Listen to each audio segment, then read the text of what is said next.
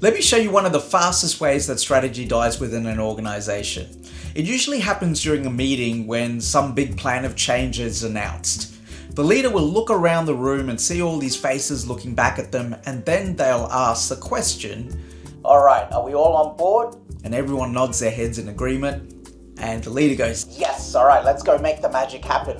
And 6 months down the track, nothing happens.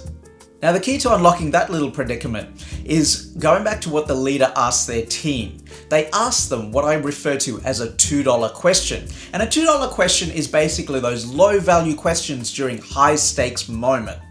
And by asking the team, is everyone all on board, it doesn't really invite commentary. It doesn't really invite exploration as to what the leaders might be feeling internally. And they're not going to voice that in that scenario unless you've got great people in a very safe environment that brings their whole selves to work.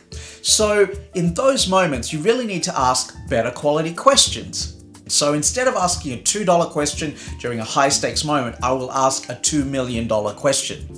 And the question I would ask is, instead of saying, "Are we all aligned?" I would say, "What's the biggest reason you think this might fail?" See, that's a $2 million question because it gives people an opportunity to raise concerns, objections, issues, or just have more questions to ask about the strategy. Because the quickest way to kill a strategy is for your people not to see themselves and the teams that they lead inside the strategy.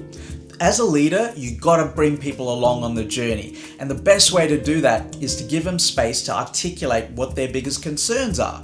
And you do this by asking better questions. I recently wrote an article about the power of questions, and inside you can see the question depth guide that shows you how to move from $2 questions to $2 million questions. It's a fantastic read and I encourage you to check it out. Remember, strategy stalls when you ask cheap questions during expensive moments. So go upgrade the quality of your questions and make tomorrow better than today.